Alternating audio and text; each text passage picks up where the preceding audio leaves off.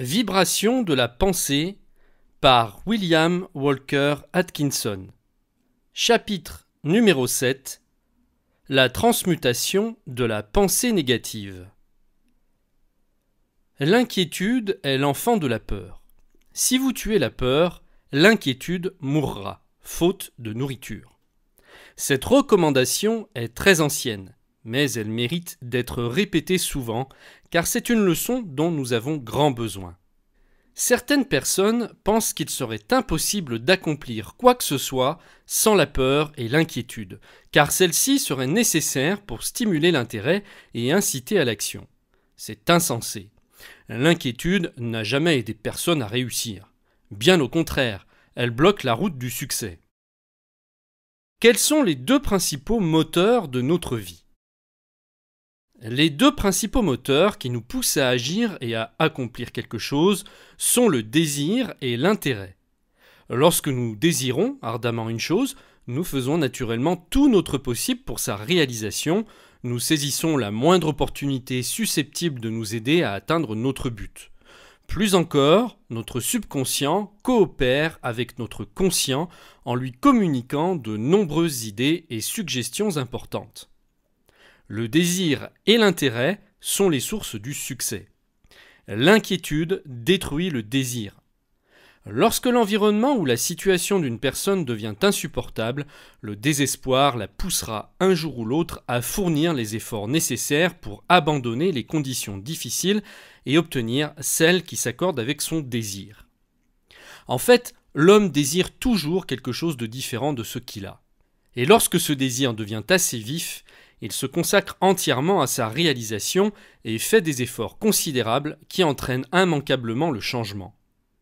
Mais ce n'est pas l'inquiétude qui fait naître ces efforts. Celle-ci se contenterait juste de nous convaincre à gémir « pauvre de moi ». Le désir agit différemment. Il grandit à mesure que les conditions empirent jusqu'au moment où l'homme ne puisse vraiment plus supporter sa situation et dise « stop, je veux que cela change ».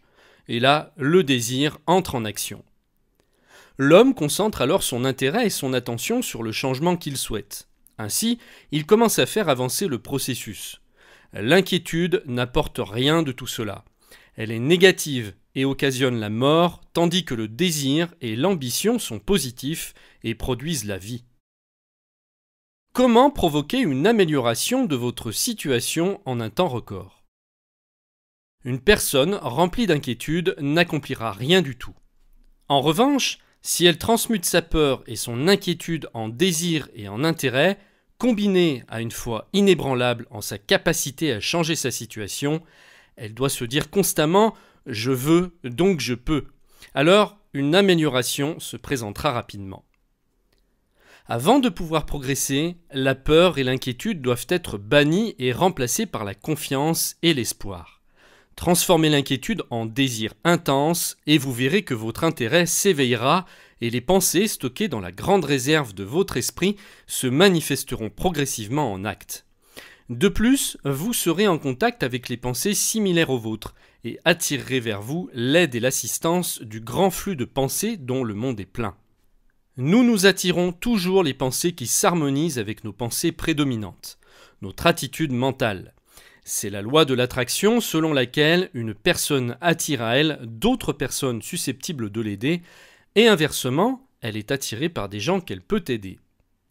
Cette loi de l'attraction n'est ni une plaisanterie ni une absurdité métaphysique, mais l'un des grands principes du fonctionnement de la nature que tout le monde peut apprendre grâce à l'expérimentation et l'observation. Comment obtenir à coup sûr tout ce que vous désirez ? Si vous voulez obtenir une chose définie, vous devez la désirer ardemment. Votre désir doit être clair et précis afin d'attirer toutes les personnes et les circonstances favorables. Un désir faible attire peu. Plus le désir est intense, plus la force mise en action est puissante. Il faut non seulement un désir ardent, mais vous devez également préférer la chose que vous voulez à tout ce qui vous entoure et être prêt à en payer le prix. Ce prix détruit tout petit désir qui puisse vous empêcher de parvenir à vos fins. Le confort, la facilité, les loisirs Les divertissements et bien d'autres choses devraient être abandonnés, temporairement ou définitivement, cela dépend de ce que vous souhaitez.